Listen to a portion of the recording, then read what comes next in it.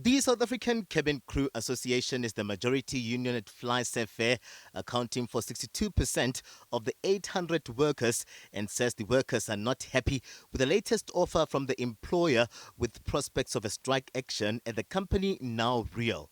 The union's president, Christopher Shabangu, says a Section 150 mediation by the CCMA fails to bring the parties together, with the sticking point being on lunch breaks and meal allowances. The biggest problem is we've never had really had SAFCA being straightforward. Everything changes. You have this offer. We probably have about 3 offers that have changed.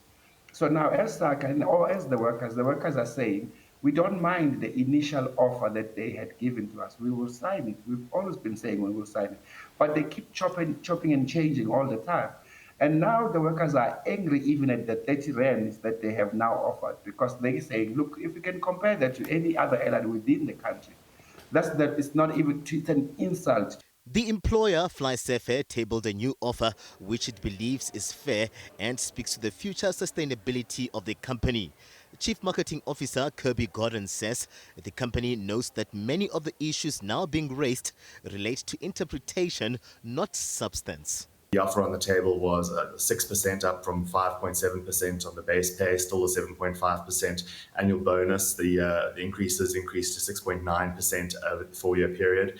So it's an incredibly generous offer. I think all in all, together with allowances and other things, you're looking at upwards of a 19% increase, which in the current economy and in the current market, where we're seeing most employers give 3, 4, 5%, is possibly, I think, one of the most generous offers that South Africans have seen this year.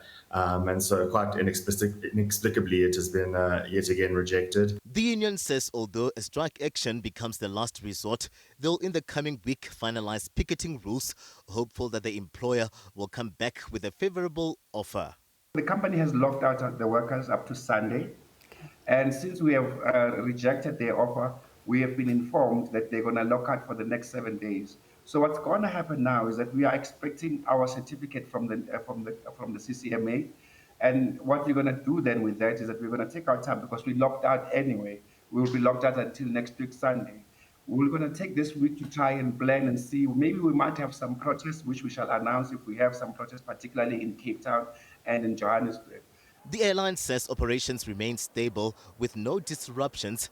The cabin crew lockout will continue into the coming week. Fortunately, actually, with the circumstances that we're facing at the moment, about 46% of the union members, the union represents about 2/3 of our cabin crew employees, but 46% of those have actually already accepted the previous lesser offer that was put to them directly.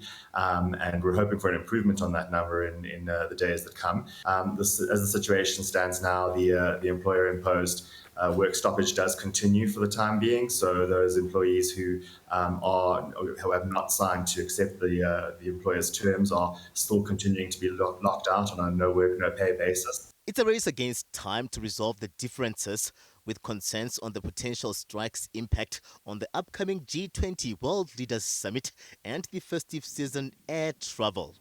Katlego Legodi, SABC News in Johannesburg.